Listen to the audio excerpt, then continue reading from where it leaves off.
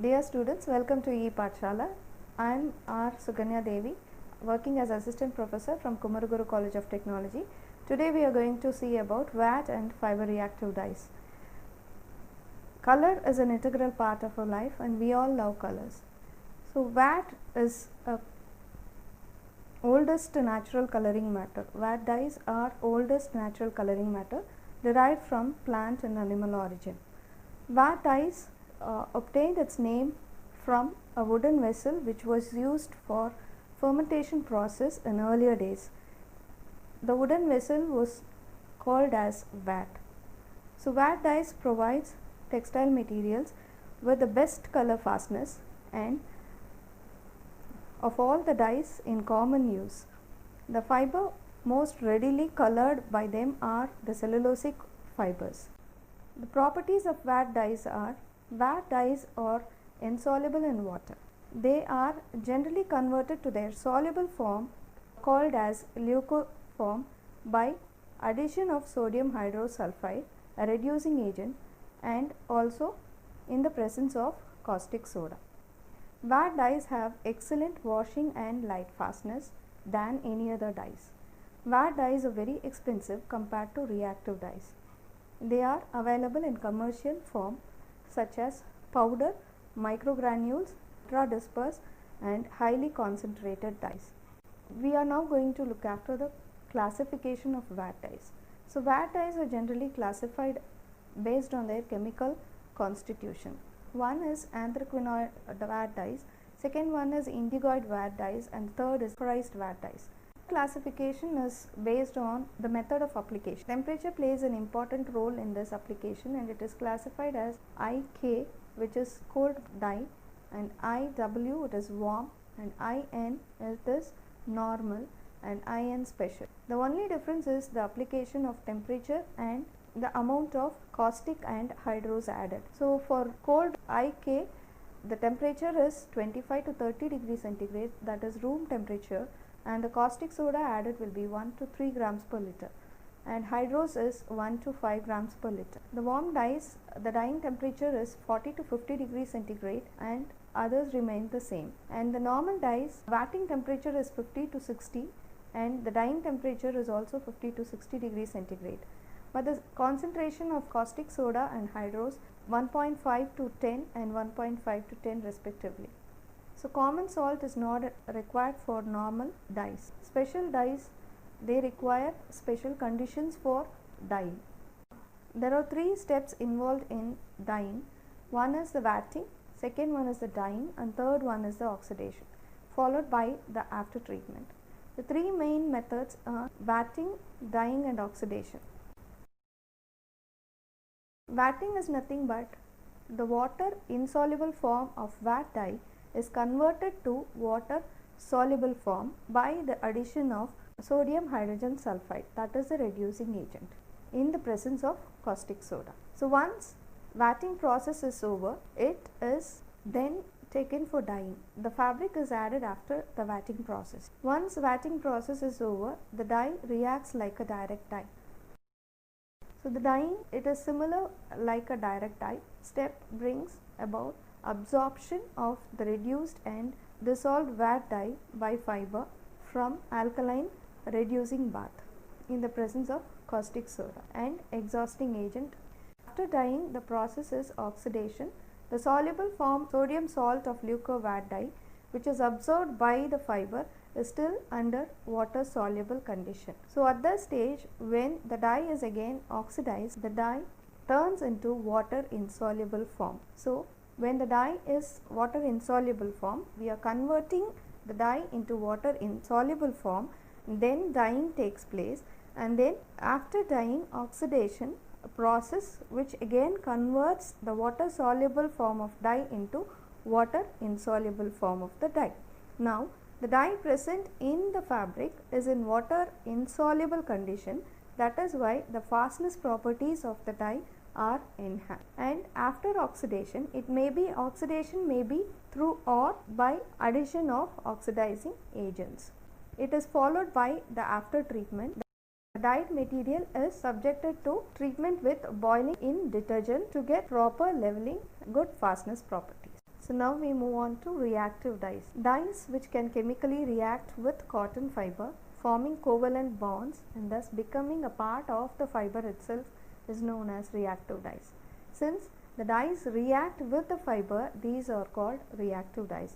The combination of brightness, fastness and ease of application associated with reactive dyes enables this class of dyes to be a major class of dyes used today to color cellulosic fibers. Properties of reactive dyes. The reactive dyes are readily soluble in water. Unlike vat dyes, these are soluble in water and these can be dispersed in water. Reactive dye molecules tend to be much less substantive to cotton than, and it requires more quantities of salt for extraction. In case of direct dye, they are more substantive than the reactive dyes. These dyes react and combine chemically and forms covalent bond with the cellulose fibers. It is the characteristics that gives them the name reactive dyes. Reactive dye molecules are not as long as those of direct dyes, and these short molecules have two advantages. One is clarity and brightness of hue and ease of penetration and therefore good leveling. So reactive dyes have moderate to good light fastness and washing fastness. Reactive dyes can be applied to cellulosic fibers by exhaust dyeing or batch dyeing and semi-continuous dyeing or pair batch dyeing and continuous dyeing techniques. So now we move on to the classification of reactive dyes. Classification of reactive dyes based on the reactive groups, they are Procyon dyes, which reactivity is due to the presence of chlorine atom in the triazine ring of reactive dye molecules. Second one is the Remazole dyes. The reactivity is due to the presence of vinyl sulfone groups in the reactive dye molecule. Another classification is based on the number of reactive groups. One is monofunctional reactive dyes or hot brand reactive dyes, where the temperature maintained will be 80 degrees centigrade. Second one is the bifunctional reactive dyes or cold brand reactive dyes, which will be dyed under room temperature. Third one is the hetero-bifunctional reactive dyes. So reactive dyes are suitable for cellulosic fibers like cotton, jute and rayon, and it can also be applied for protein or polyamides like wool, silk and nylon. So basically the structure of reactive dyes is different from that of direct dye. So direct dye has a solubilizing group and a chromophore, whereas the reactive dyes has a chromophore along with a solubilizing group and a reactive group, and there is a connection between the chromophore and the reactive group, which these groups connect the chromophore and the reactive groups. The solubilizing group are the sodium salt of sulfonic acid, which when you immerse the reactive dyes in water, it will be readily soluble. Chromophore. Chromophore, it may be either an azo or a nitroso or keto compounds. Reactive group will be fluorine and vinyl sulfone. So the reaction takes place with nucleophilic substitution. So the dye molecule has two chlorine atoms, which are the reactive groups.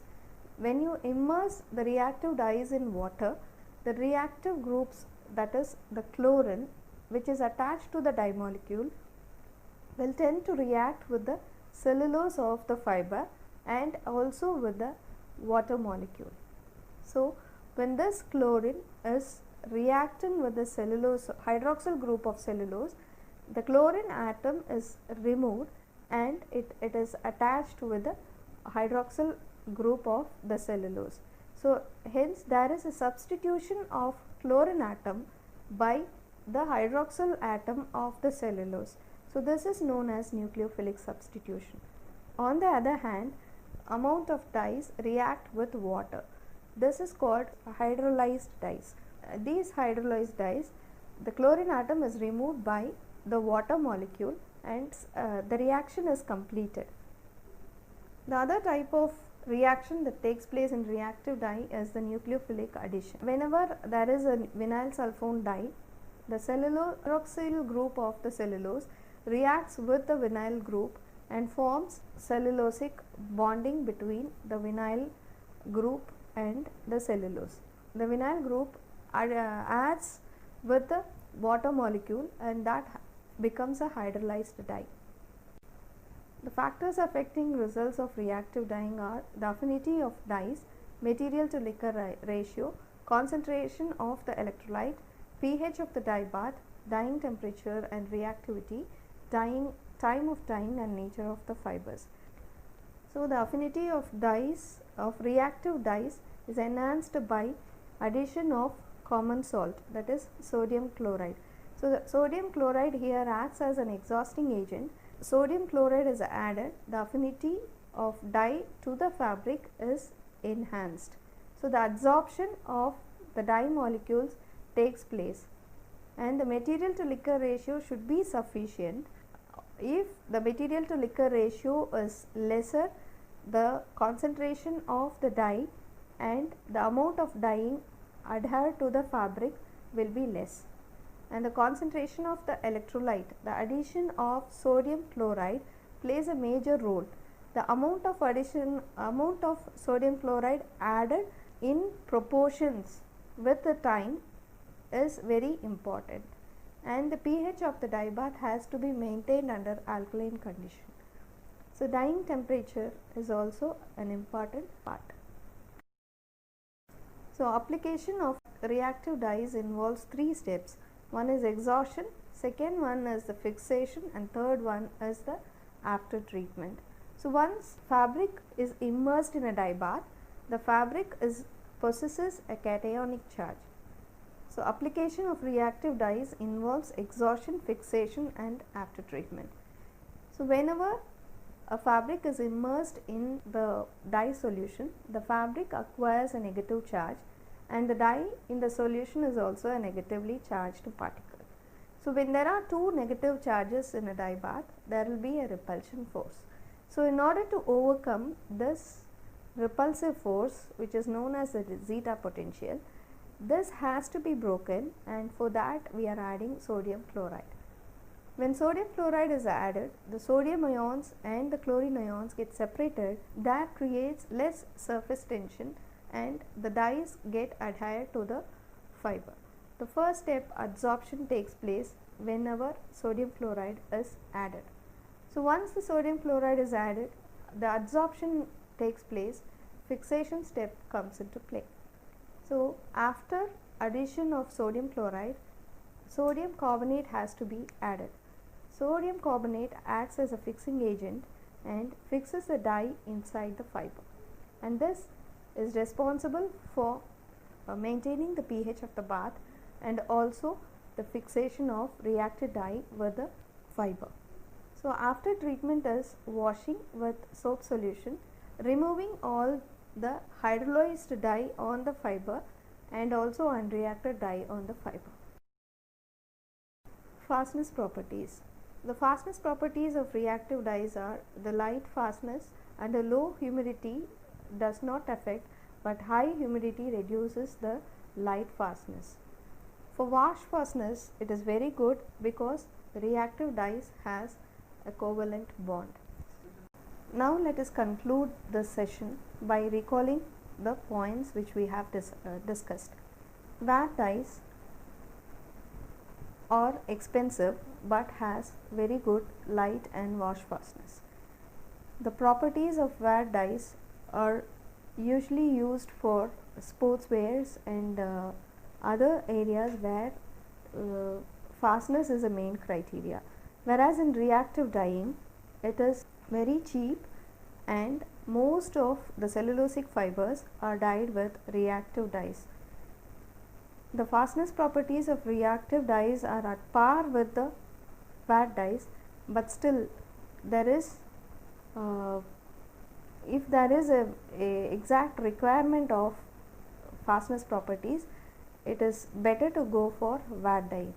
Another problem with ware dyeing is if there is a shade variation or any problem during ware dyeing, the stripping of ware dyes is very difficult, since the ware dyes in the fabric will get oxidized and it will be in the insoluble form. If it has to be stripped, then again it has to be reduced to water soluble form, and this makes the fabric, uh, the strength of the this makes the fabric to lose its strength and other properties, and the freshness of the fabric will get affected. Whereas in reactive dyes, it is very easy to strip the fabric and re-dye the fabric.